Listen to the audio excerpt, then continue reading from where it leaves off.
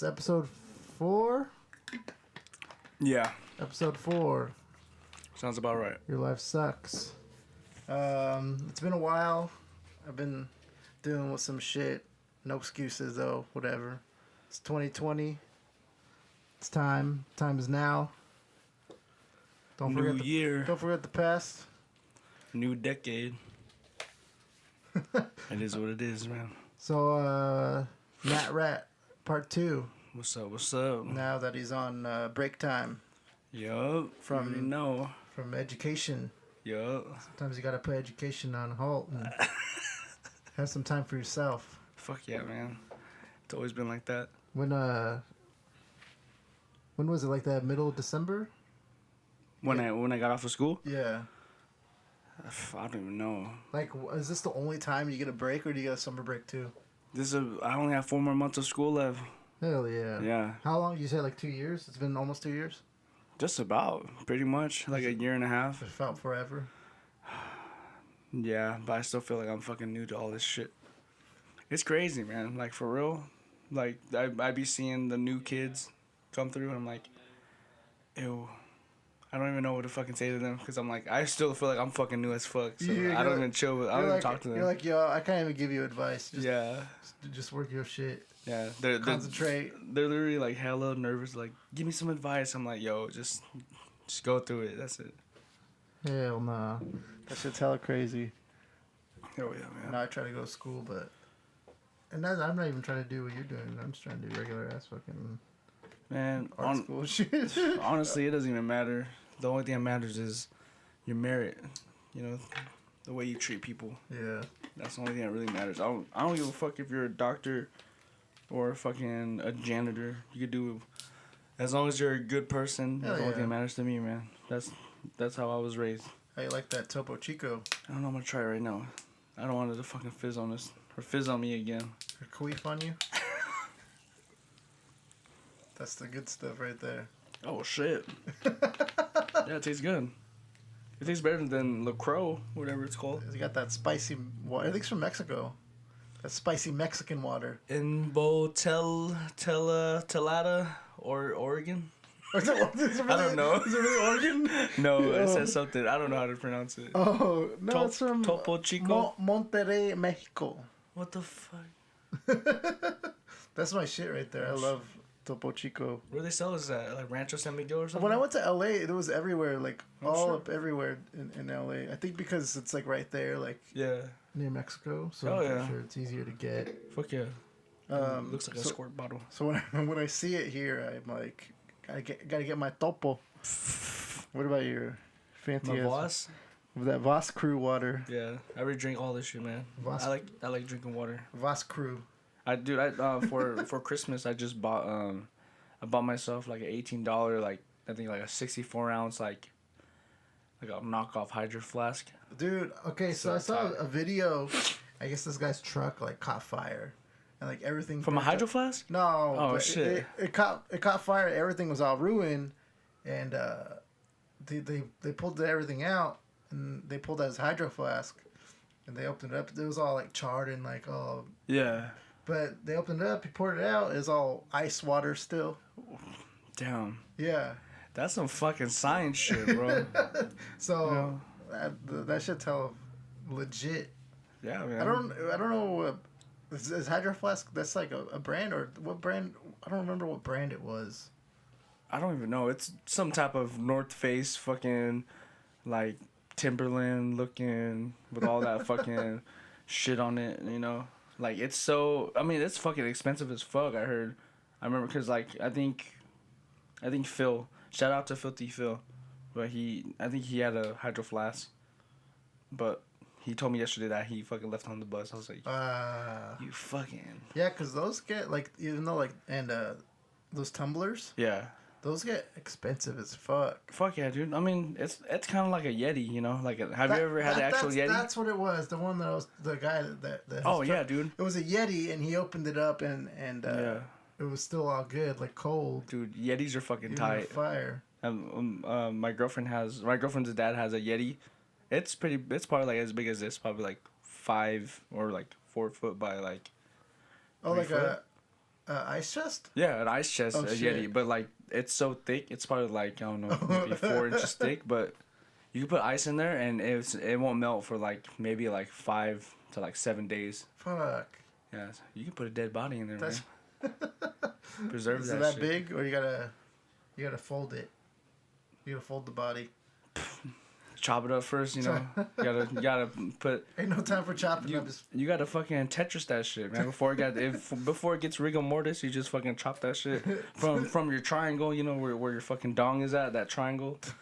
Chop that shit. Put some legs on. You know, you just gotta do fucking Tetris shit. you gotta Tetris that body. Fuck yeah. Where did we leave off from the last episode? I don't even remember. I just remember. Okay, so we gotta cover at your art Oh yeah, stuff. this is the art podcast. This is the art podcast, right? Art with art. So, I mean, how long have you been doing your thing? Like, how did it start? Man, Did you just doodling like any other yeah. kid? I mean, it's I don't know. It gets kind of complicated. Maybe because I kind of live in the gray area my whole life. Everything's always like in the middle with everything. But I remember my dad, he used to draw me like Ninja Turtles and shit. He drew me like Ninja Turtles and like He used to draw Ninja Turtles. yeah, like- just because, you know, like good or like I mean, when I was like a little ass kid, I was like, Dad, draw me a fucking Ninja Turtle. he's like fuck art. Yeah. I guess. Yeah, I mean my dad back in the day. Does he have a background of like being an artist as well? Yeah, I mean, like, he wasn't, like, well-known. He loved comics, I guess. You know, Okay. like, he was into, like, Spawn and, like, Marvel and DC stuff. He actually, I think he had a drawing of charcoal, like, a charcoal drawing of, like, Wolverine that I hella liked. I was like, damn, that shit's fucking tight. That he did it himself, or Yeah. Oh, shit. Yeah, he used to draw a lot. I mean, that's probably where I get it from, but... Yeah, all my uncles, when I went to I think Crescent City for a family reunion, they're like, yeah, dude, like your dad used to draw like comic book style shit. I'm like, oh shit, like I kind of knew about it, but like I didn't know that people knew because my dad's pretty introverted. Like he just draws whenever he wants to draw, but I don't think he draws that much anymore. He never did anything with it. He just did it for himself. Yeah, he just did it for fun. I mean, he grew up in Stockton. You know, he grew up in Stockton in like Carrington Circle when it was like still hella ghetto. I was actually just talking to him about that. He was like, yeah, like one of our cousins got shot and he got paralyzed. I was like, God damn. I was like, when was it? He's like, I don't know, probably like 91, 92. I was like, oh shit. So before you were born? Before I was born. In 93? Yeah, 93. You're my sister's age. What the fuck? Dude, I didn't even know you had a sister. Yeah. Oh yeah, you have a little sister. Yeah. Okay, I remember now. You're all the same age. Yeah. That's a trip, though.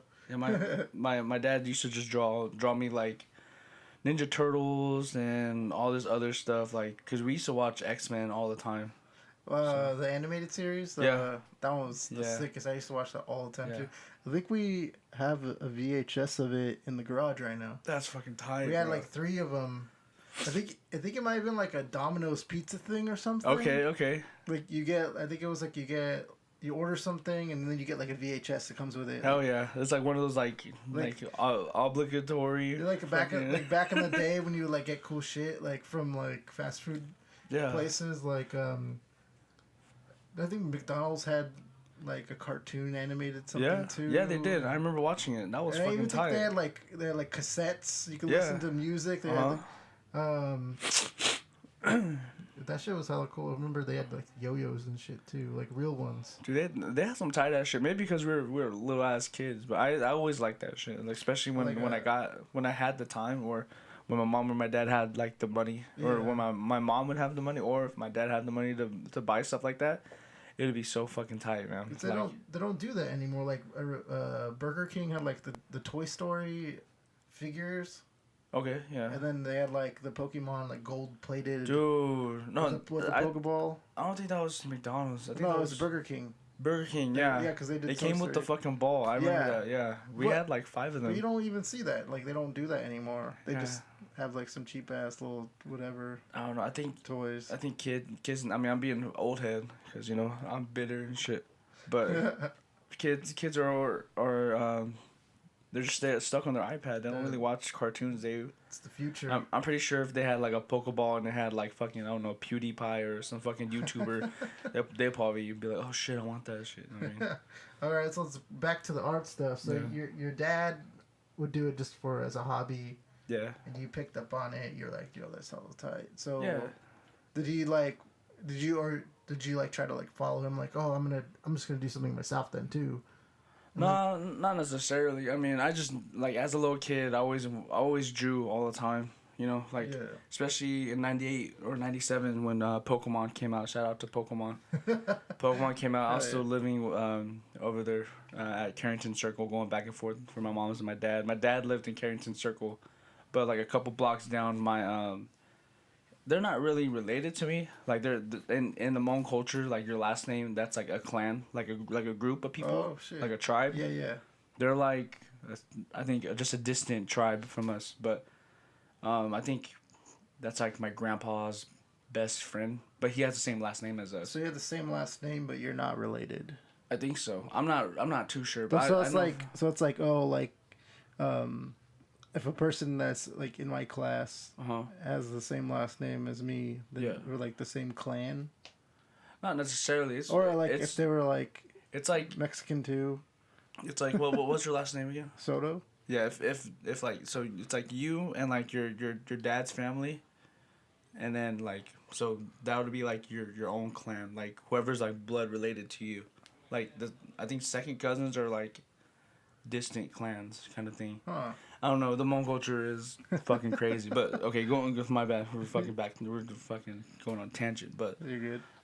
My dad he would draw hella shit for me, and like I fucking used to love it. Like I was like, dude, this is fucking tight as fuck. I used to like fold it and fold it and take to my mom's house and just like leave it like in my folder or something. But no, I never. I just saw like back then. I was like, I think it was fun to do, especially living in a Carrington Circle where it's fucking. It used to be like super fucking ghetto over there. Like, there's a lot of SCA people, like Southeast Asian people there. Is it like gang stuff? No, SCA is just a short way to say Southeast Asian. But there are I think there was like Carrington Crips there. I thought that's what you were trying to be like. Oh no, SCA is just a fucking I didn't catch on to that quick enough. But yeah, once Pokemon came out, like I was drawing every day with my uncle. I was drawing Pokemon too. Dude, everyone was drawing Pokemon. It was because it was fucking tight, man. Like it was all tight. When that shit came out, it was a whole different fucking ball game. Like I remember, was it Dragon Ball Z? Because I used to draw Dragon Ball Z all the time, but we didn't have enough money to get cable, so we'd watch it on fucking the Spanish channel. Oh shit! Yeah, on Saturday morning they're like Dragon Ball Zeta. I was like, oh shit, let's watch it. And we just watched it. We're like, oh shit, this is fucking tight. I don't know what they're saying. I watched that. I was in Mexico, so I've seen it in Spanish, and shit's still hold tight. Yeah, dude, it's fucking tight. Like we just made do what we had. Like my uncle's dad, I think he worked at like a mead factory, like where they made notebooks. So they had stacks and stacks of fucking notebooks. And we would just draw. Like, we'd go there, and, like, literally my uncle would just make up games. We'd be like, okay, like, we like wrestling. We're going to do, like, a wrestling match. Like, literally, like, I think he was the first one to show me that, like, we can do anything we kind of wanted to do, even though we didn't have any money. Like, we would draw, like, to the point where we had, like, these 70-page, like, little notebooks. Yeah. We draw on the first part, but then we're like, okay, we don't have enough. So we just flip it over and we draw on the back. My mom used to work for I think the Humane Society, and I think they had like some sort of like printer or something that was like outdated. Okay. So it was like, it was pretty big. It was probably like, it was bigger than regular paper, but it was like kind of like connected together. Like you could pull it like accordion style. Yeah. And it had like green and white on the back, but they're like, she brought it home and was like, here, just draw on that. So we all it tore off, and we used that shit. We just drew Pokemon and Dragon Ball Z. And dude, Pokemon and Dragon Ball Z are so fucking tight, man. Like, shout out to them, because without that, I probably wouldn't even be drawing, to be honest with you. Like, but that's that's where I started drawing. Like, for the first time I've ever started to draw was that. But then, life happens, shit happens, Yeah. and then I didn't really draw that much. And I think when I turned like 11 or 12, I was like, oh yeah, I remember like seeing all these graffiti stuff. So I was just doing like block letters, whatever, on my notebook when I'm in school. And then I think in middle school, I mean, like, throughout my whole time in elementary school and middle school, everyone would always be like, oh, like, that's the guy who, like, knows how to draw hella good or whatever. But I didn't even draw that good. I just fucking... You're just the guy that drew. Yeah, I just drew just a little bit. Well, at what point did you start realizing that you were, like, starting to, like, show progress or picking up your own style? Because I seen your artwork now, and it's definitely got its own, like, style. Yeah. I don't really know, to be honest with you. I think I just started to do it because I knew for sure, like, when I turned like 11 or 12, when I started drawing more, like, I knew I wasn't the best, but at the same time I just wanted to draw because it was fun and I enjoyed it. Yeah. But I think when I was like in middle school to like towards like being an adolescent, I think with drawing and stuff, I didn't start drawing until maybe I was like 16, 17 maybe. But before that, I used to fucking just graffiti with all my friends. Like, we all, like, we made, like, a crew or a graffiti crew. What but, I mean, we weren't, like, a hard as fuck crew. We were just like, oh, we're a group of friends. Like, we need a group for ourselves. And I think, what was it called? PA or something? It's so like around the same time something. you were playing music at the same time as you were graffiti? Yeah, man. Like, I think because, I mean, with all the shit that happened back when I was a kid, I think when I turned like 11 or 12, I finally realized that, like, no one's really gonna be there for you, even if it's your parents and shit. Like, you just kind of have to go through it and do your shit. But with drawing has always been there for me, especially with music too. Like, I mean, I see kids nowadays, like, there's Phil. Shout out to Phil again. I mean, he started his band, when he was like 17 or something, and of course, being an old ass motherfucker, I'm just like, man, bro, like, my first band, I was fucking 14, like, I was playing when I was fucking 14 years old, you know what I mean? Yeah. And playing like hella like Blackwater shows and stuff with like hella old people, like older people that were like hella into punk and stuff. But I think when in Stockton, when it comes to like punk and like graffiti and hip hop, all that shit meshes together. Right. It's all like within the same like. Within that community. Right. Right. What was it called? I was babysitting my girlfriend's cousin with my girlfriend. Like, and then we were watching just all these videos, and of course, I'm hella cringy. I was always watching like hella like Good Charlotte and stuff, and like they like all that stuff. Like, especially in LA, there's always like the punks, but the punks and the cholos or the gangster people, like, they kind of go hand in hand. And my girlfriend was like, "That's weird. Like, how come like these people like bond together?" I'm like, well, if you think about it, it's kind of like your older uncle is like a Crip, or like he's a cholo, or he's a gangster, but he knows that his little cousin or his little nephew is like a quote unquote rocker or is into punk, right? Yeah. So like, it doesn't matter like what you listen to, like, he's your family, you're gonna stick up for him, right? And that's how it was. Like, I mean, when I was growing up, I didn't hang out with a lot of Hmong people because Hmong people, they haven't been here for a long time. I think predominantly they came in like 1969 to 1985 right there. Okay. But 1985, I think that's when a lot of them came through. But when like hanging out with like all of like the Ada best homies and all that stuff, back in the day when I was like 14, 15, 16, So you say you started getting into graffiti. Yeah. At what point did like that stop and you kind of like concentrated more so like, pen and paper? Pen and paper? Yeah. I wasn't really. I mean, I'm not gonna say I was the best graffiti artist. I'm not gonna say that I'm like I was fucking out there. Right. But graffiti, because this is the time where I wasn't living with my parents, so I would be with my homies, and all of them are like non-Asian. So you lived with your friends? Yeah, pretty much. Like I just bounce from house to house. I didn't know that. Yeah, I How bounced was from that? house to house. How was that like experience? I mean, when I think about it now, I'm like, man, I'm glad I kind of had that, but back then it was hard, man. It was Were hella you hard. just kind of like fed up about like? No, I think because like I mean, this is gonna be a whole different segment, but I mean like because my mom and dad they split up when I was like 1 year old, so Yeah. they divorced, and plus Right. they So you went back and forth pretty much like your whole life. yeah I've never seen like I've never experienced like a household family Like mom and dad. like mom and dad shit, but I mean my mom had me when she was like 18, and I have an older brother, you know. Oh shit! So You she know. was like, how old? How much older is he? 2 years older. So she had She her was, first like, kid when she was 16 years old, 16. man. Yeah, like back then, of course, I was mad at the world. I was mad at my mom. I was mad at my dad. You know, but now I grow up, like I've grown up a little bit. I'm like I kind of understand where you guys Right. come from and shit. But Life throws you curveballs. yeah, and man. I mean, sometimes things don't end up the way you want it to, and Exactly. unfortunately, it affects. It can affect more than just you.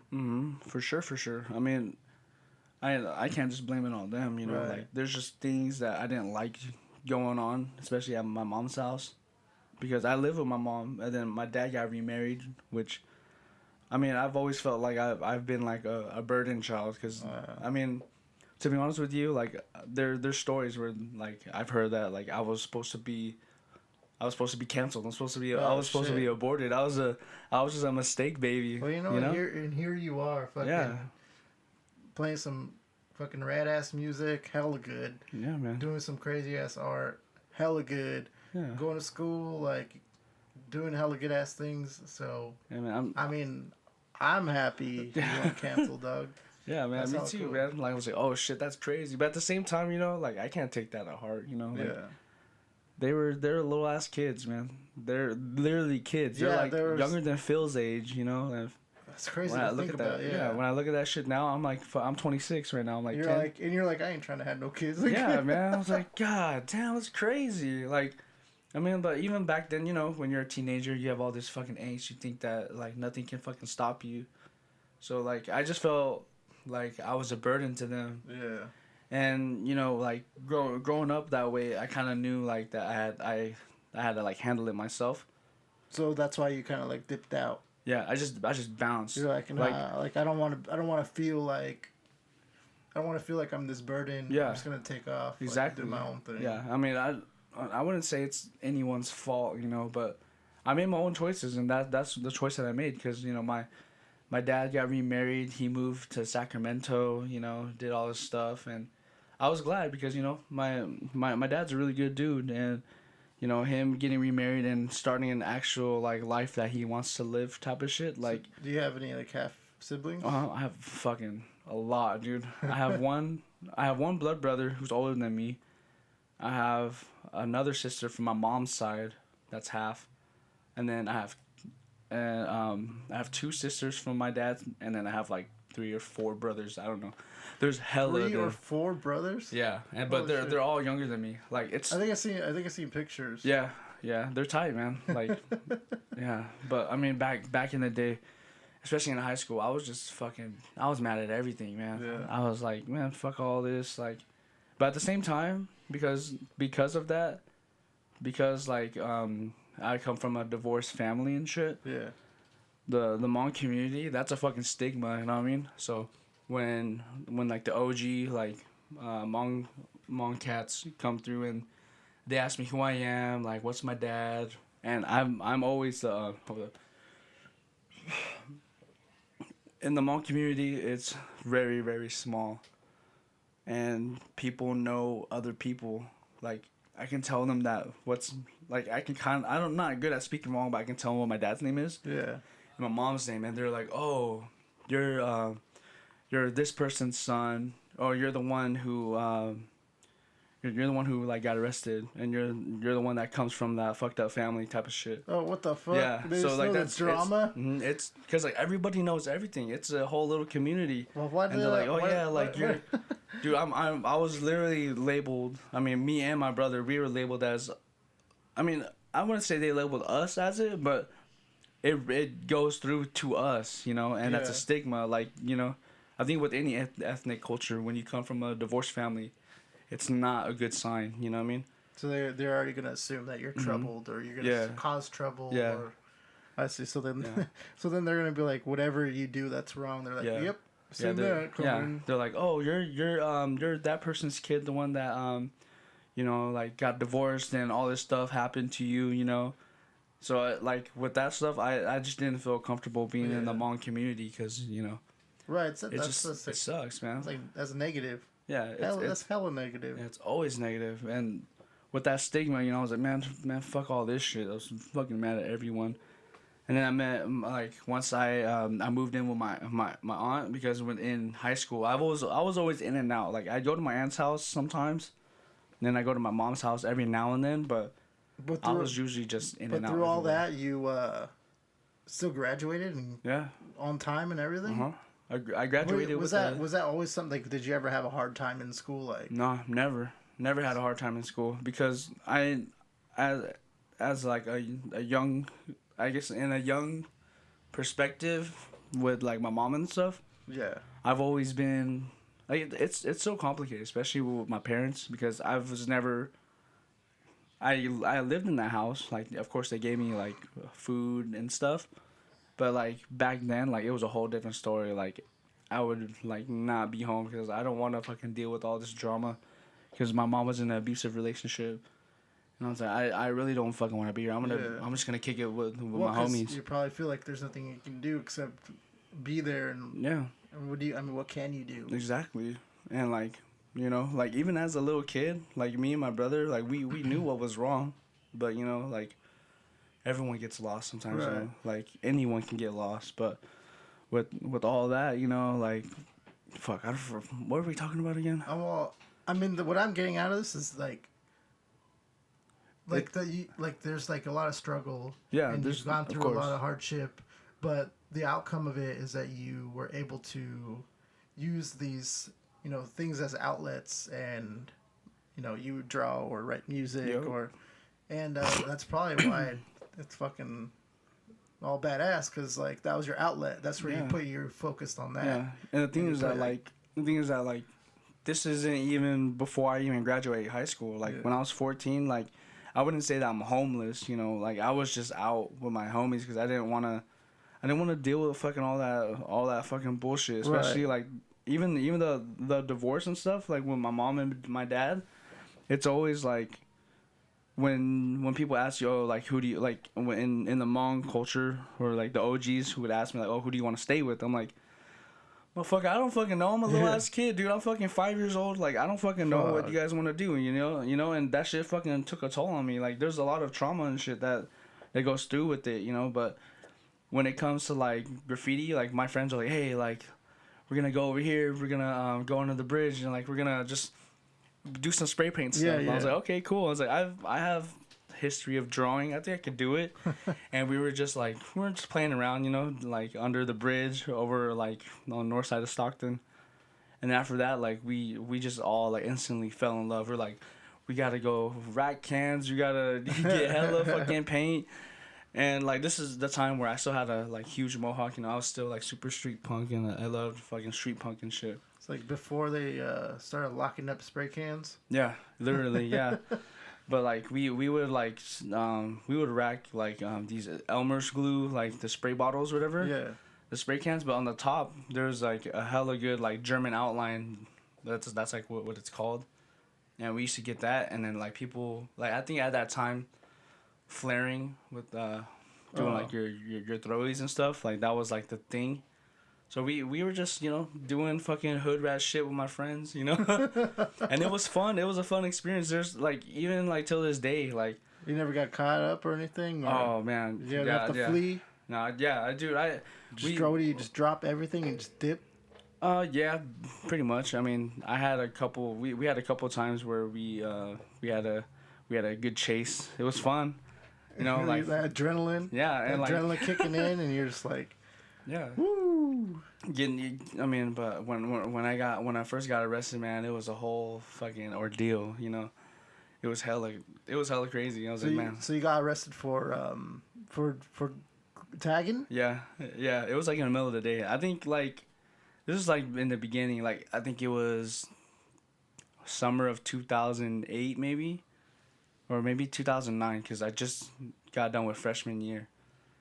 And like it was summertime, it was like we were just fucking going off. Like you know, we were just like, man, like fuck So this. you were 14? So I was 15 by then because 15? my birthday's in March.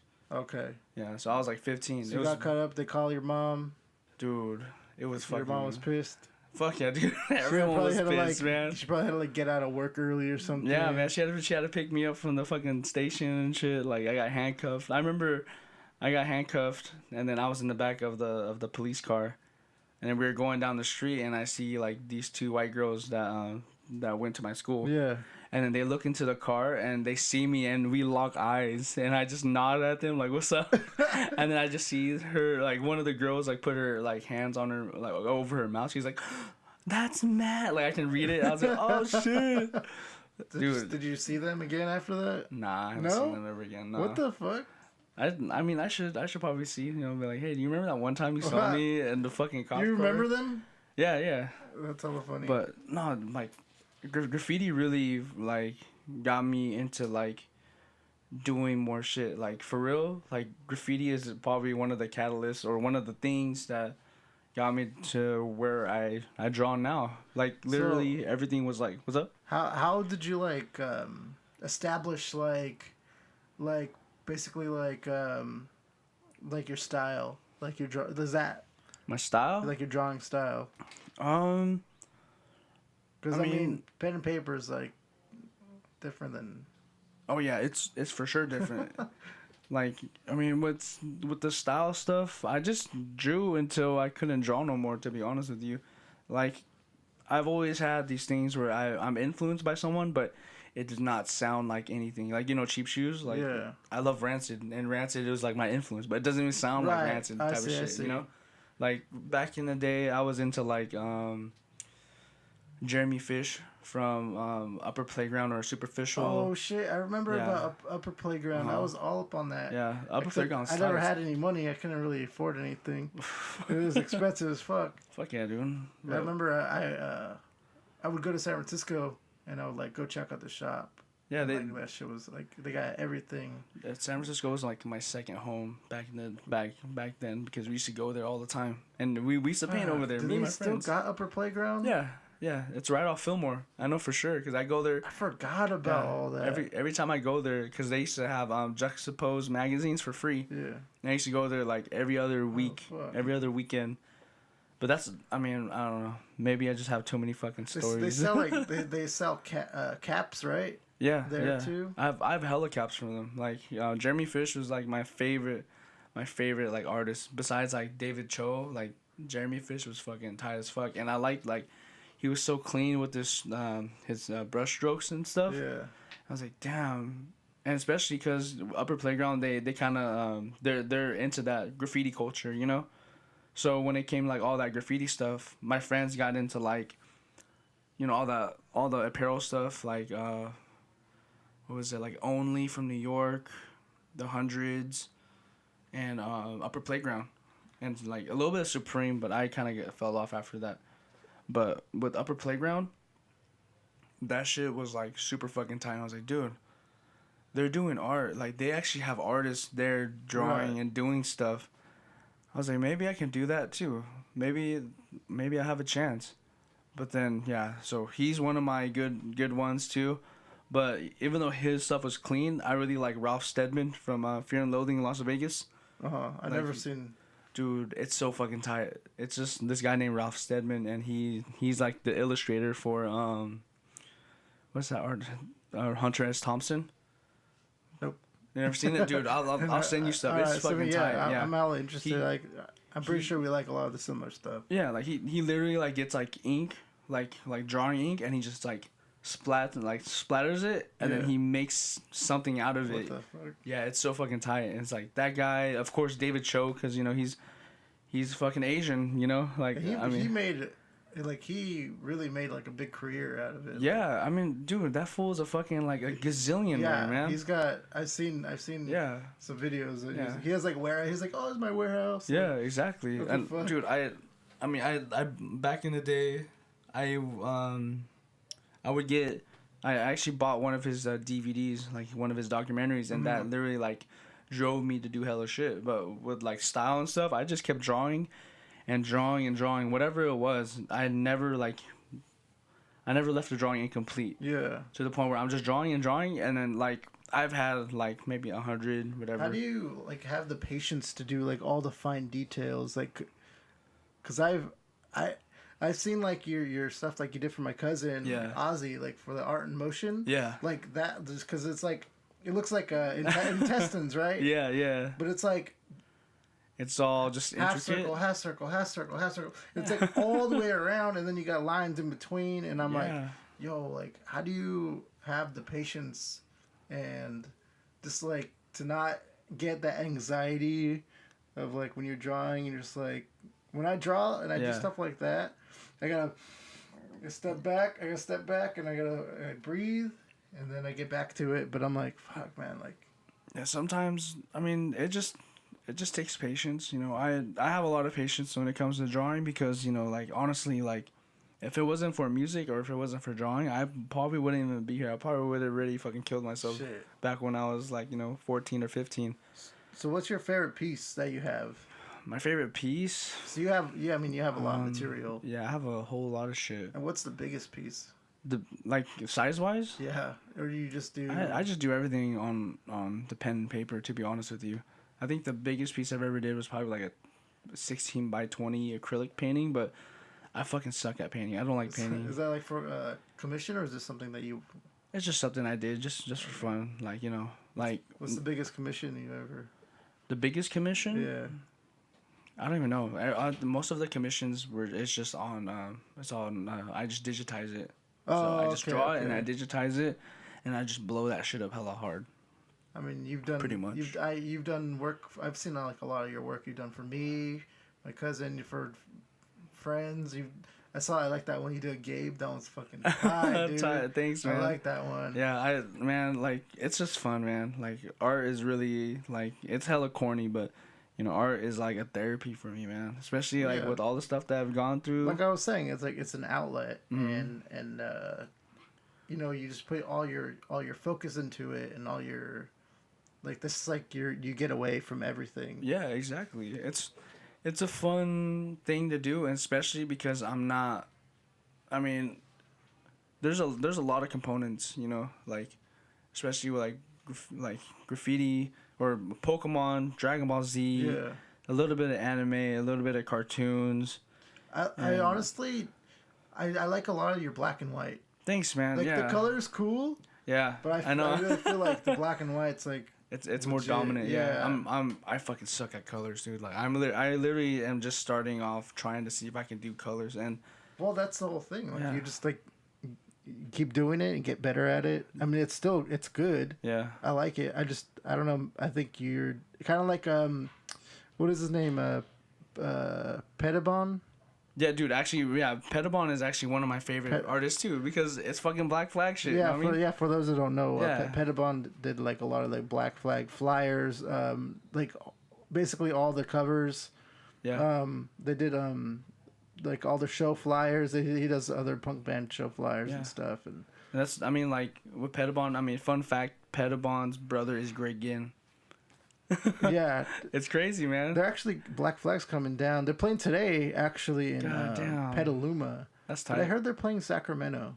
Man, I want to go. I like Mike Vallely. He's like one of my back in the day idols, because I mean, I'd go see him to go see them. Yeah, of course. Greg's kind of crazy. He's crazy, but I mean, listen to his riffs. They're fucking. They're actually his personality, if you think about it. Exactly. But I don't know. There's so many things, man. Like there's so many things, especially when it comes to like I said, I'm in the gray area with a lot of stuff because I wasn't necessarily homeless, but I mean I was always out with my friends. Yeah. And like it sucks because you know my friends, their parents knew like what type of stuff I came from. You know, I come from like a broken home and shit. And even though like my mom like makes decent amount of money for a single mom, you know, like there's other things that play through it, you know? Right. Like I don't know if you've seen SLC Punk, but they're like it doesn't matter like necessarily if you're a suburban kid or if you're a fucking poor kid. If you like punk music, it's punk music. Yeah. You know, and I've always dealt with that because my mom, you know, she makes good money. She makes all right money, and my dad, like, he doesn't make any money at all. So, and going like to visitations, you know, with my dad lives in the fucking ghetto. Like, of course, I'm gonna adapt to shit like that, you know. And then my mom, like, she lives like we used to live in an apartment, but we used to walk from that apartment into this place called Manchester, which is full of fucking like Cambodian gang members. And we were like little ass kids, like that's why Cambodian gang members. I don't know. There's in Manchester there's a lot of SCA and like Cambodian and Vietnamese people who like were gangbanging over there back in the day, and like me and my brother would walk there in the morning to catch the bus, and we would always get shit. We're fucking like, oh shit, we're fucking like 6, 7, 8 years old, you know, like. Hey, what fucking set you bang? Like, I don't know. I'm fucking. I'm 8 years old, dude. Yeah. And, you know, like, with all that stuff, like I said, like, cartoons, anime, like, I stopped watching anime, like, when Rock Lee and Gaara fought, you know. But I think. Who? Oh, from Naruto? I don't know. Oh, I didn't get that. Yeah. No, it's good, man. I mean, I think. I've always dabbled in everything, you know? Like, so. I can kind of switch modes every now and then, you know, and I think since I've dabbled in so many things, it comes to the point where like I don't necessarily lose my identity. I just know kind of how to act when I'm with certain people. Oh, I see. You know, like I'm not gonna go. Kind of like when you're with your friends versus like when you're at work. Yeah, when I'm at work, I'm just super quiet, super chill. Or even at school, like people didn't even know that I was in a band. They didn't even know I drew or anything. There's like he's just a quiet Asian kid. I'm like, yeah, you can think that's fine. I don't fucking care, you know. But so I mean, speaking of band music, let's talk. Yeah. We're kind of bleeding into a little bit of music. Recent release, Grunt Work. Oh yeah, Grunt Work. Self released, everything. Yeah. I listened to it. It's good. It's really good. Thanks, man. Like, I mean, how long was that in the process of like all that? Like, when did it start? You decided you wanted to start writing that type of music and record it and do it all yourself. I think there's only one song in there that I've had under my belt for like hella years, but I never really did anything with it. But at the same time, like, I think I came to the point where I kind of want to level up every other day, you know. Because I never knew how to play drums. My cousin, like, I just got off work, and because, like, hey, I just bought this fucking Roland drum kit. You want to try it out? I'm like, sure. And I go there, and I fucking suck. I can't do the boom, chap, boom, chap, boom, chap, right? Yeah. That double, that part. I couldn't do it, so I just did it for a whole week when I was working, and then I was like, okay, like, I think I got a little bit of chops now. Like, I think I can maybe record something. And then I remember I downloaded Wish, and then they had like a $5 iRig. I was like, I'll fucking buy that shit, and I'll just use my iPhone. I bought the iRig when it came out, or maybe my brother did or something. When it was like, I think it was like 25 or something like that, $20, something like that. No, I just bought the iRig, and then I was like, okay, I'll just wait a month and get that. And then I was just like fucking around with it, and then I think it was maybe my second semester. We had like a little spring break-ish kind of thing. Yeah. And within those 5 days, I just recorded all that stuff. That's what's up. Yeah, I did like, everything's all direct input. I fucking... So you just basically did it live. Yeah, everything live. One take each. Well, hell no. Well, no, I'm just saying like, or did you like? I did a whole one take, no edits. Yeah. You just had to go through all and you're like, all right, that was the one. Yeah, like I didn't even use a click track or anything. I was like, it was more of just like a trial and error kind of shit. Oh, that makes it more raw too. Yeah, it's more pure than because click tracks can sometimes they can sound too robotish, right? Robotic. Exactly, yeah, exactly. But not I did that for a whole week. Like the guitar, everything was plugged into the fucking iRig, into my phone, into GarageBand. The bass I just used like Nelson. Shout out to Nelson, and his bass, and then I use like this plugin called Bias Amps. I don't know. Sorry. Yeah, I'm trying to get my own thing too. That's why I was like hitting you up. I was like those drums, man. Like, oh yeah, man. That shit sounds hella good, dude. I just got super lucky, to be honest. I honestly thought because I didn't know you did it on electric drum kit. It sounds real, huh? I honestly thought that you did it like with like a like a drum machine or drum pad, or like something. Yeah, so I was like, how the hell did you get like the hi hat to excel like like. I'm very stubborn when it comes to shit like that. Like, I mean, I get it. Like, if you want to use like the pads or whatever, right? But I mean, so what was the process though? Like, did you record the guitar first and then you did the drums? You follow through, or I think you it was do the flip-flop. drums and then you recorded over it? Some of them I did drums first because the drums I was like, okay, I'm just gonna play something hella dumb, hella stupid, and I'll just and then you just add followed shit. it. Yeah. But like some of the other songs, I kind of knew how they went, and I just played it on my guitar first, and then I went on the drums because I'm more comfortable with guitar. Maybe because I'm trying to think how I'm gonna do this. Yeah. Maybe I'll do like a dummy track with guitar. Yeah, just use the and then I'll do I'll do the drums, and then I'll go back over the drums with guitar. Exactly. With a better. Yeah, 2 guitars, left and right, pan it. Put some bass in there. The only thing that sucked was the vocals because I don't have a mixer. So, I do have a mixer, but No Worries, shout out to No Worries, and like Sam, Phil, and Nelson. They kind of use my mixer, even though it's hella shitty. Like, they use it. I don't care, they... Yeah. I bought that shit when I was like 17. Me and Mitchell, we actually has it because we just were walking through town and we just got hella change. We were like 16, 17. And we bought we all bought like cheap ass PA system with fucking change, That's tight. Yeah. So I mean, it's shitty now, but it is what it is, man. Like that's how you DIY shit. So I noticed on here like you kind of have like a little bit of like old school like 90s hardcore sound to it, like hardcore punk, and I really enjoy that. It's kind of like my favorite. Fuck yeah, dude. Genre. Like, oh yeah.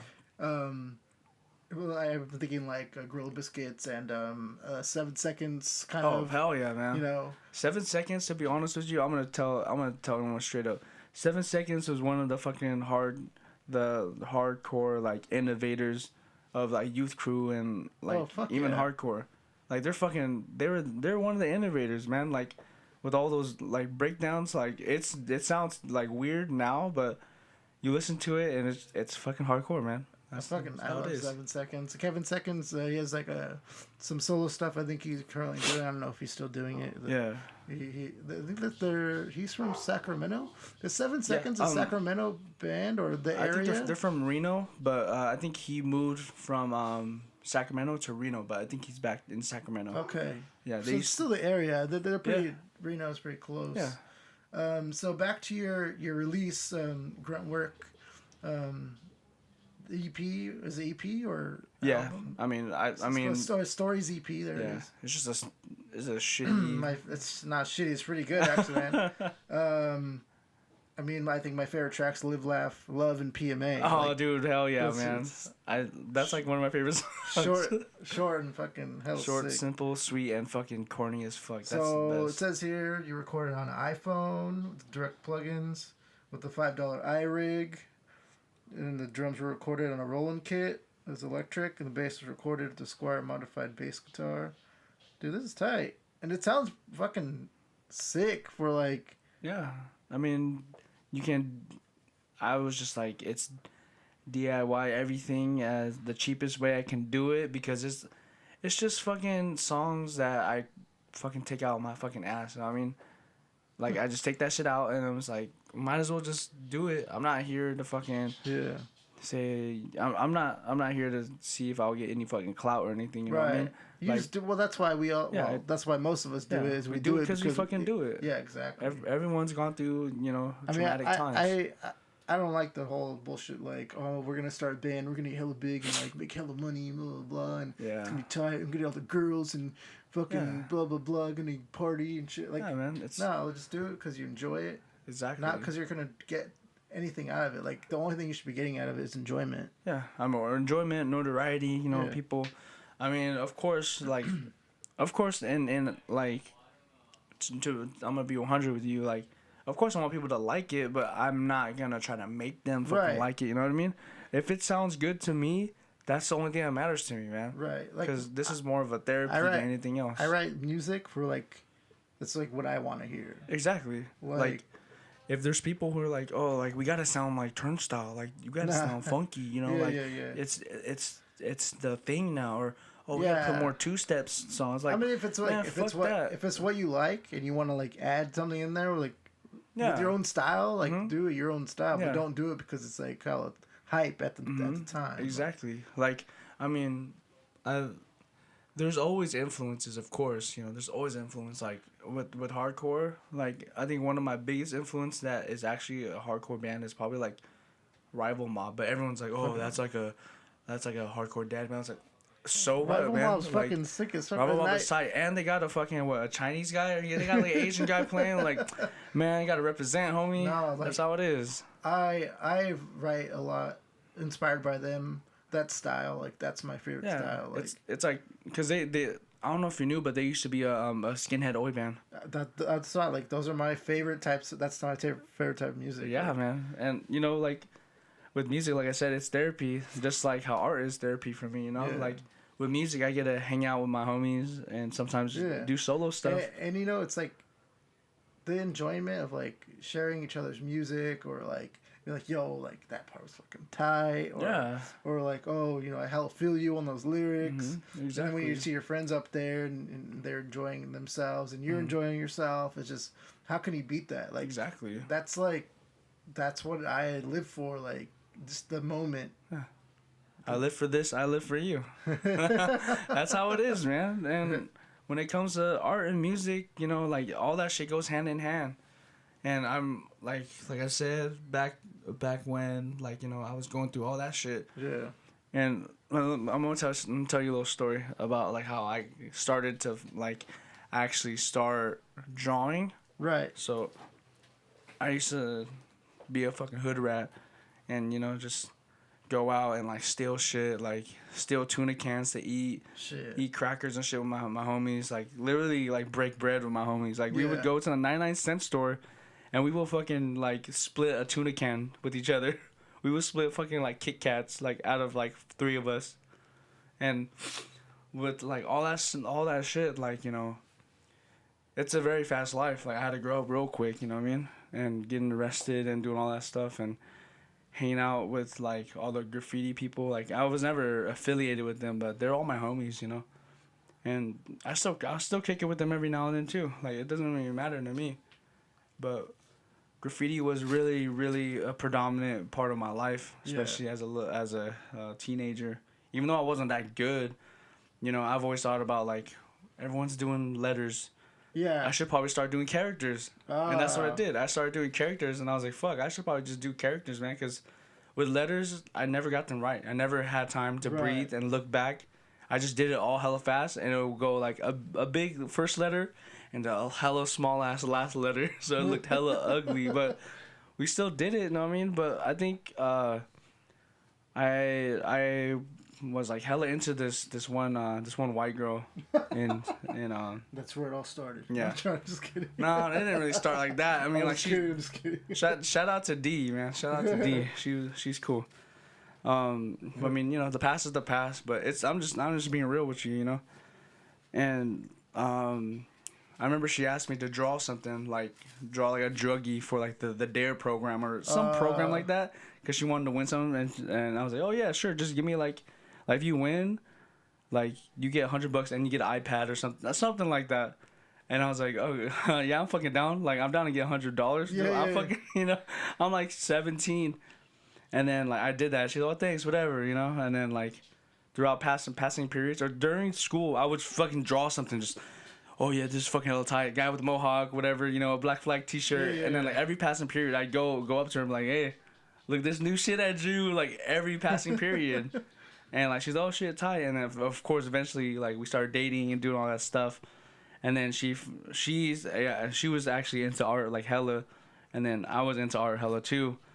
To the point where I would kind of not necessarily lived with her, but I was, like, at her house all the time. Yeah, yeah. And, like, I remember those times where I'd be like, hey, texting one of my girlfriend at the time, like, hey, like, we gotta, I'm gonna go paint. Like, I'll just text him, I'm gonna go paint. She's like, okay, be safe. And to the point where she's like, hey, man, like, I'm kind of worried about Right. you. Like, you're going out and doing, like, graffiti shit. Like, I mean, you can get arrested for that shit. And she doesn't want that. Nobody wants that for their significant other. Right.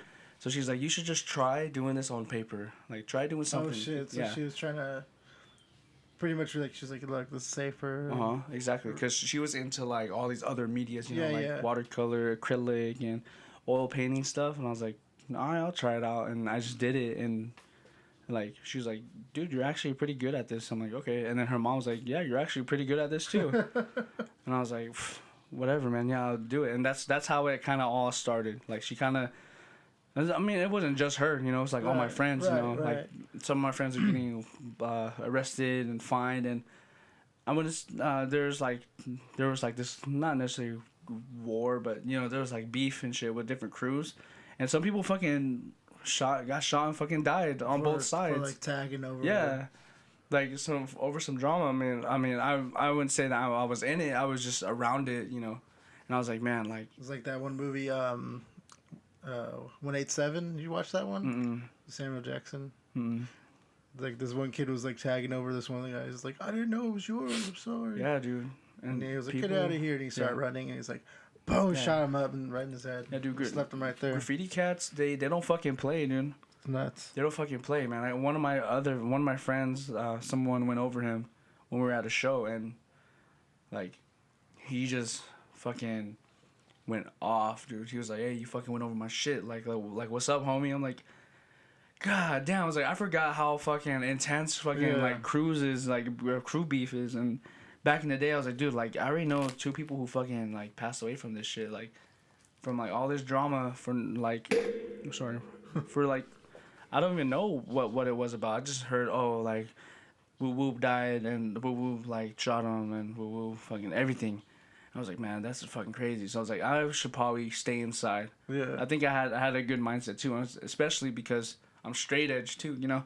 Like, I never drank, smoked, did any drugs, but I think that also helped because I saw everyone when they were fucking nodding out or they were fucking drunk. But I was there, I was there, like, kicking it with them, And when she told me that I should just start doing all this stuff, and even my friend Dezo, shout out to Dezo, he was like, yeah, dude, like, it's not worth going out Getting shot up. And, like, he was like one of my good tagging homies too. He's one of my best friends.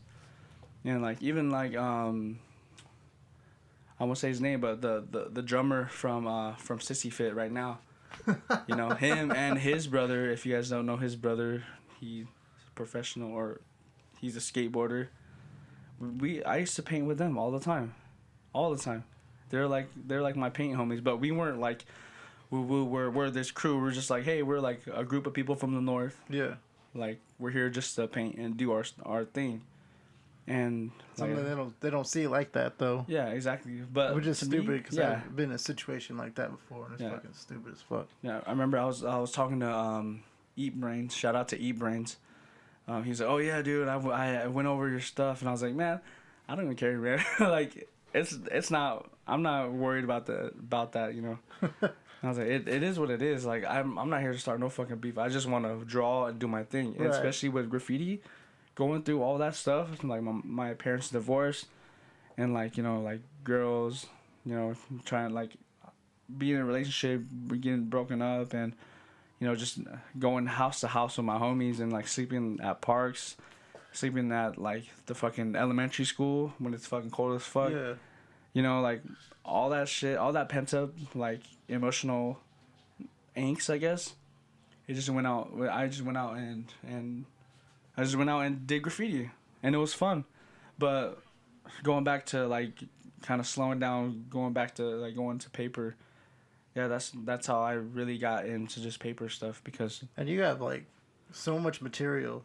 Yeah, man. Like I seen your material online on you know you sell. Everybody, this guy sells his art. Check it out. It's fucking hella tight. I'm gonna have to get something because my walls are bare right now, and I don't even. He has so much to choose from though. Like, what's like legit? What's your favorite piece though? My favorite piece. I mean, my heart is always the couple first drawings I did where this guy is looking up and he has a mohawk. Of course, I draw mohawks on everybody back in the day. He has with the leathers on. Or is that a different one? No, it's a hella old one. I don't think I ever posted it. I'll probably post it later on. But my favorite piece right now, I don't even know, to be honest with you. I just draw, and if I like it, then I like it. I think maybe I can't really think of one up top of my head. Probably like the one where I think I sold it to somebody. I forgot who it was. Maybe it was Derek. Shout out to Derek from Alaska. It's this guy. He's like sucking his own dick. Oh, but yeah, like his yeah. face, his legs are hella over. Like that's one of my favorite ones. That's like that, but that's just on top of my the dome. You put some detail in that. Oh yeah, man. I've seen your dick drawing. I love dick drawings, man. Dick drawings are tight as fuck, man. But I don't know if I want that on my wall though. I know. That's why I don't maybe really... in the bathroom. Yeah, man. I mean, I don't know. Maybe over here would be good with the dick drawing. Do it. With my other friend there, or maybe like, right oh there. Shit! All this behind stuff is the tight. door, so it's like you'll see it every now and then, but you know it's not. It's just incognito like that, you know.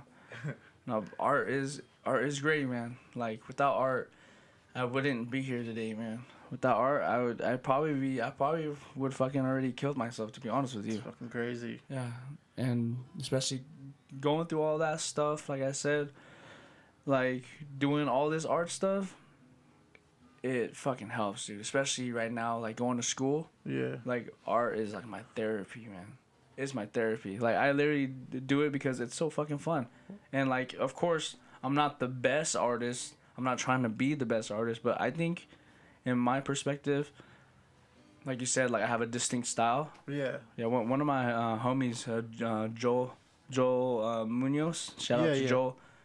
He even told me like back in the day, like he's like, dude, you have so much fucking work. Every time I see like your work, I know it's you. Yeah. No, you can totally tell it's like your work. And it came to the point where I'm like, man, like to be honest, like of course I want to get better. Of course I want to like get more skills into art, but I don't really have a technique. I just draw because I like to draw, you know. Do you do pencil first or do you just do straight pen? No, I do pencil first, man. Fuck that. I'm too calculated when it comes to shit like that. Like I used to like just draw like line. Well, because it looks natural. It looks like you do straight. It looks like straight pen one take. That's how it looks. Fuck that, man. No, it takes a lot of time, man. I'm not trying to toot my own fucking horn or blow smoke up my ass, but like I said, I don't have a technique. I just draw because I draw.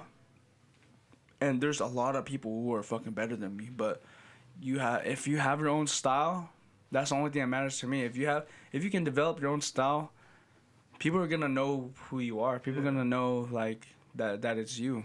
I was trying to figure out like, how do you establish like where, like shadows go? How do you know like?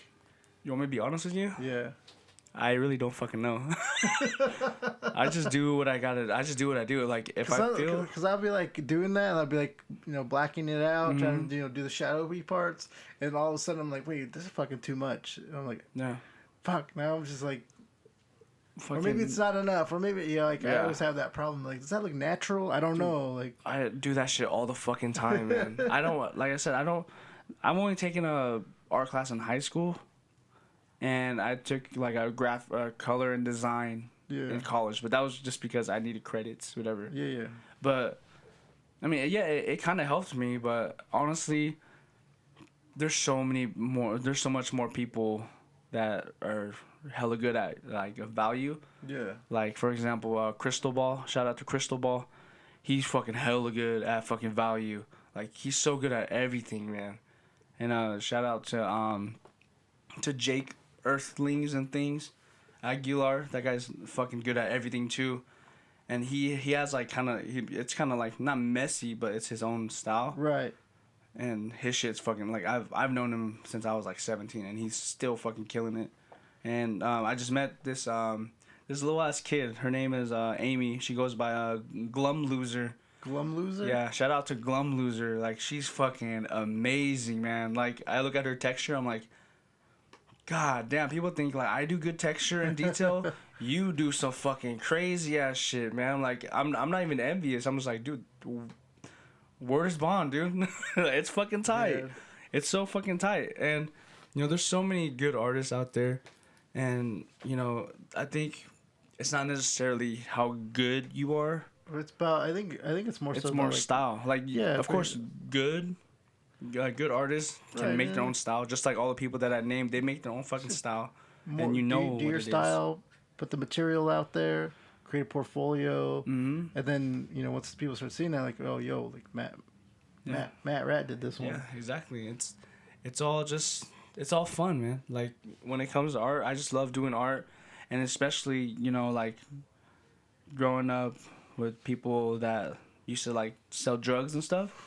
Like some of my friends, like some of them like just sell drugs and do all this stuff. I'm like, damn, like you guys really like you guys are fucking about this shit. Like you guys have a lot of money, whatever. I'm like, man, I can't be doing that shit, man. I'm fucking even. I'm scared to fucking steal a pizza, you know. Like that's. I mean, but I still did it. You know what I mean? Piece of candy. Or, yeah, but like with art, especially since I don't have a job right now, because I'm only in school, making something. It's literally corny as fuck, but making money out of basically nothing. Right. You're just doing your thing and you can make money off of it. Yeah, and I'm like, fuck, like it's not a lot of money, but still income. It's still something. Yeah, art money. I literally bought my fucking Telecaster with art money. Oh really? Yeah, just art money in general, and it was fucking tight. And then whenever I had like car problems, I always say more art money, more car problems. Fucking get all this money, and it doesn't even come from work. It just comes from art. And when my car breaks down or something, I can fix it immediately because I saved up enough funds from my art stuff. Yeah. But I mean, it is what it is, you know. Art is fucking great. Like, I don't know if you know Aaron Kai. Shout out to Aaron Kai. He's like a super famous, like I think he's like Hawaiian or something.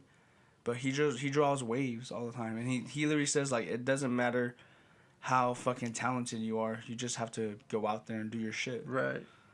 Just eventually somebody will pick it up. Yeah, like if you think like I'm going back to like David Cho. Yeah. Like Saber from the AWR or whatever, AWR, I think he's or MSK, one of those.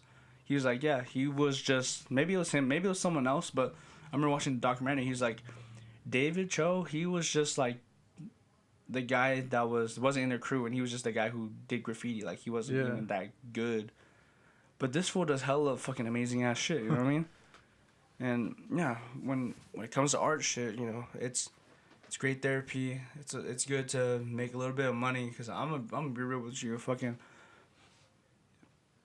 money kind of let you do what you want. Right. To be honest with you, man. Like of course I would like to give my shit out for free, but motherfucker, I got no fucking job. I need to get something to pay for my fucking bills and shit. You know what I mean? It's hard to do that when you're going to school. Yeah, but going through like all my life shit, you know, I'm like literally like I'm glad that I'm fucking here today doing all this fucking shit. You know, going to school. You got any art shows coming up? No. Do you do art shows? Mm, Have you done art show? I've done a couple art shows. I did one maybe like last month for Seth Jax. Shout out to Okay. Seth from Alaska and Static Symphony. I was thinking about maybe doing like an art show / like punk rock show or something. Yeah, you should. I just need to find a venue. I mean, we could probably do it at that. The A23, the new one. What? There's a new place that I don't know about. Yeah, yeah. It's a new place. I haven't really been around in a while. I've been dealing with some shit, moving and new jobs. It's life, man. Yeah. I like honestly this period. But that would be Is that where the show's gonna be at on Wednesday? Yeah, A23. I'm gonna be there. Yeah, I don't. It's right by Basil's. I don't know. It's like right off the 5 though. Okay. 5 in March. Okay. But yeah, I think I only did one art show, and I had so much stuff, like so much like little stuff that I've had for so many years. I'm like, man, I'm not gonna try to sell this shit. Or you could do something like that if you have something like that. Yeah, literally, I was like, there was little doodles like here and there, like yeah. But buy little frames in bulk, just fucking sell that shit. Yeah, or I mean, over there, like, because Seth was like, it's the holidays, people, or he was just being real with me, you know, and he was like, it's the holidays, people don't want to fucking spend hella fucking money on art. Like, I'm trying to make this shit like as cheap as possible. So I literally sold stuff from $2 to like $10. Yeah. And I sold hella stuff, and I didn't make that much money, but I mean, it's not gonna be in my closet, just fucking collecting dust. Like, people are gonna actually there, yeah. I'm like, dude, like, I've had these pieces for so long, and like, I don't really sell a lot of my original stuff. Yeah. But all that stuff was original. I remember this one kid, her IG name is Meat Pinata. Shout out to Meat Pinata. She's cool.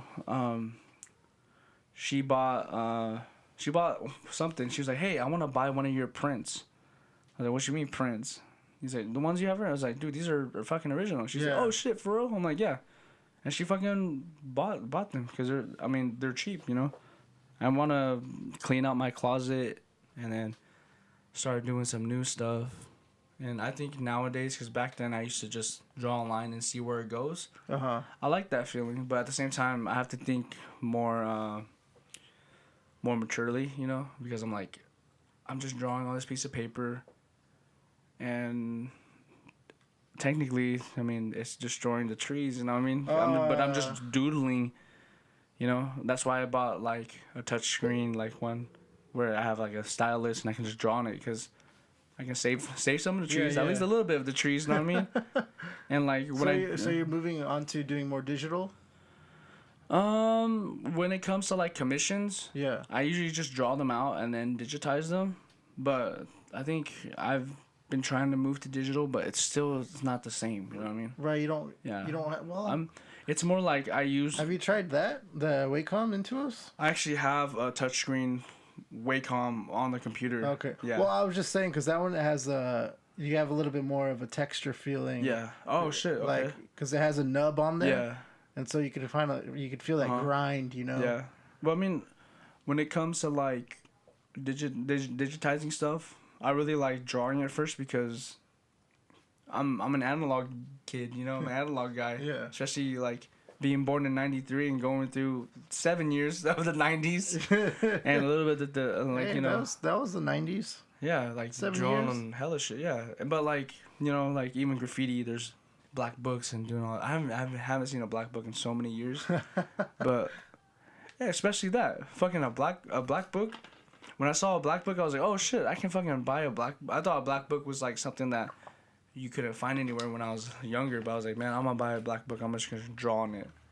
So like a lot of the stuff I do now stems from like the graffiti stuff, and with all like, I think I have like a couple, maybe like 5 or 6 black books, or maybe 3 black books, and then more of like notebooks now. But I try not to just bullshit draw and like, oh, it's gonna turn into this. I kind of think about what I want to draw first, just to kind of save the paper that I have, and not just fucking draw like hella barbarically and just fucking, oh yeah, it's fucking trash, and just throw it away. You know what I mean? Yeah. And to me, it makes more sense that way for me, because I'm not really a person who draws by impulse. I think about something. I'm like, oh, I'm gonna draw a fucking long ass dick with fucking veins. You know, I don't know. I have a hard time trying to figure out what to draw. I've even like got to a point where I like just put random like things in a hat and I try to choose it out, and it didn't work out. Like I was like, I don't know, fucking I don't know. I try to draw and I can't get it right, or I can't get it the way I want it to. Dude, it's always like that. Everything that I've made. I mean, how many times does it take you before you're like, all right, this is a good one, or like, do you? To be honest with you, I try to be, I guess not necessarily mature, but there's people who have incomplete drawings, and in my mind, it's kind of like you're conceiving a kid, and you're just kind of leaving it to be abandoned. So everything that I draw, if it doesn't look hella like the way I want it, or if it does, if I'm 100% not satisfied, right, of course I'll trash it. But if it looks all right, I'm like, okay, I can fix this somehow. I'm gonna finish this, because every drawing that I've done, I've never it's never been incomplete. I've always finished everything, because I mean, that's how I am. Like, even though I was a little kid, like living with all my friends, all my 7 friends, just hopping houses, I still fucking have my grades up. I fucking graduated with like a 3.5 GPA. Damn, fool. I don't know how you do that. I don't know, man. Maybe it's just the Asian blood. I don't know.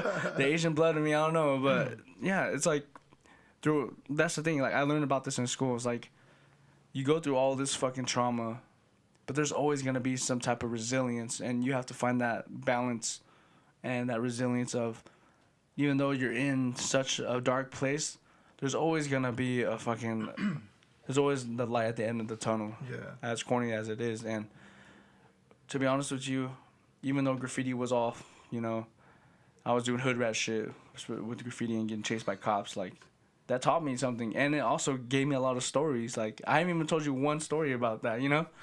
And there's, like, I feel like, I mean, I'm not trying to toot my own horn, but I feel like as a teenager, I did so much fucking shit. Like, but that wasn't not necessarily drug-wise, like, oh, like, it wasn't how many drugs I took. It's more like how many experiences I have, you know?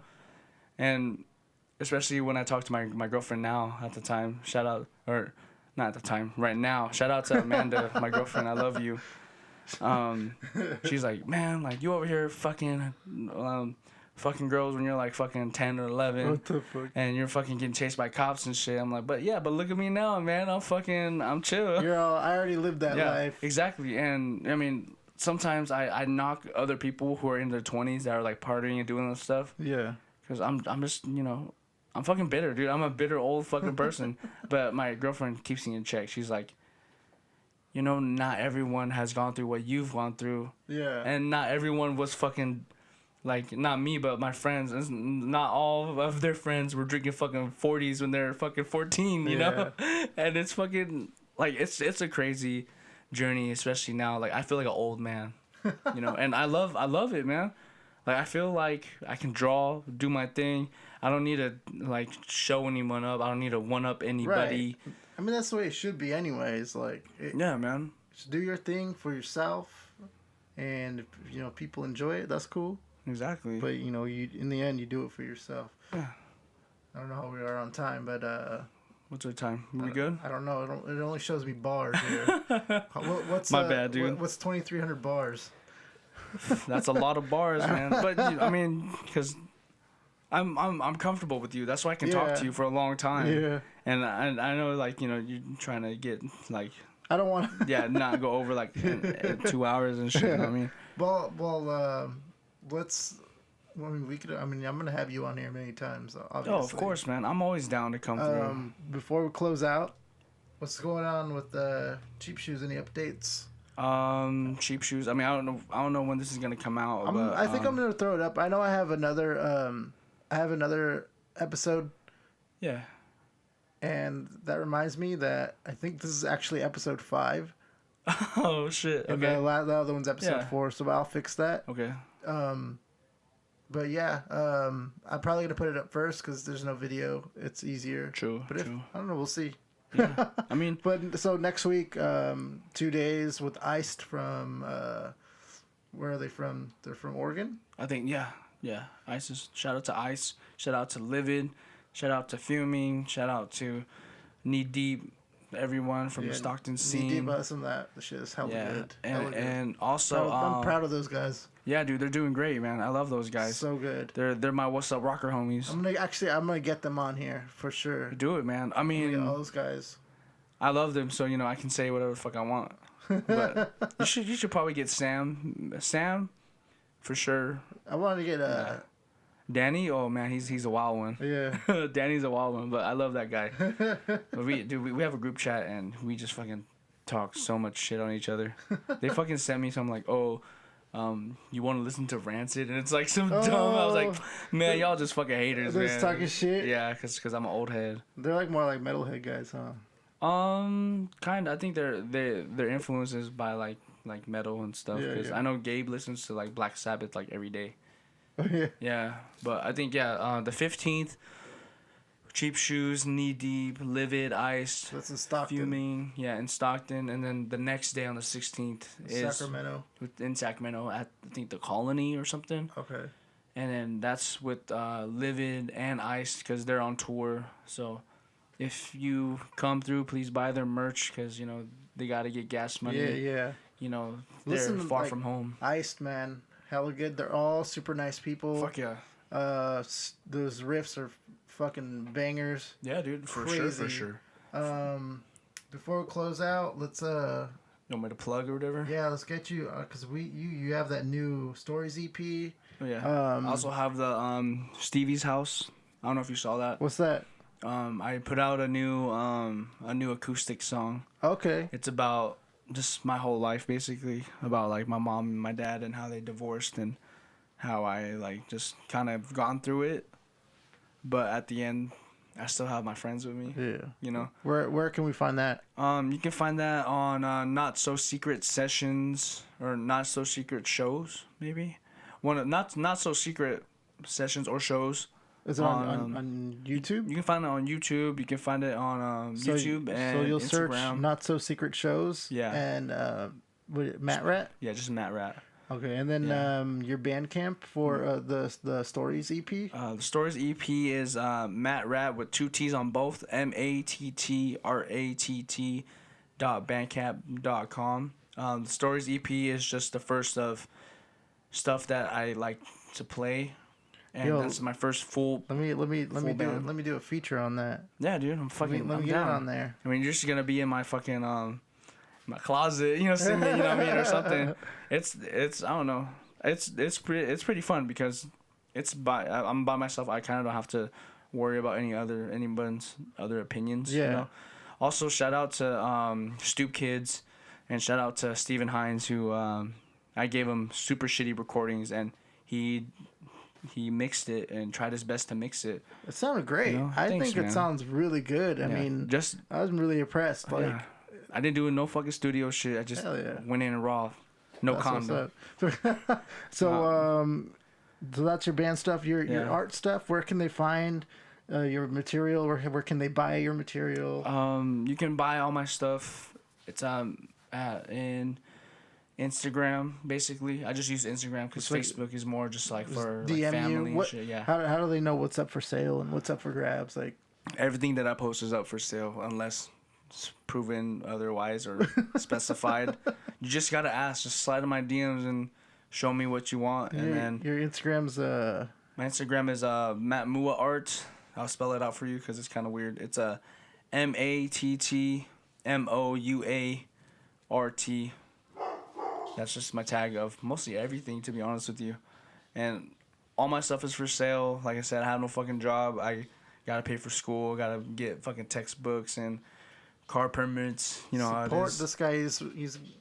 He's doing great things, and life is good, man. Life's good. Life's a struggle still, though. Yeah. So. Oh, it's definitely a struggle, but But still good. Life can never be a constant. You just gotta go through it and do your shit, man. Like I said, if I can go through it, a lot of people can.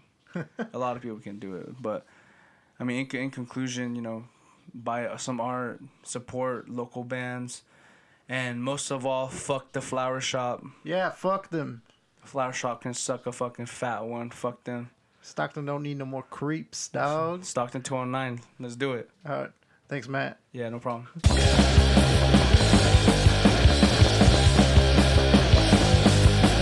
Life sucks, so do you. Fuck off.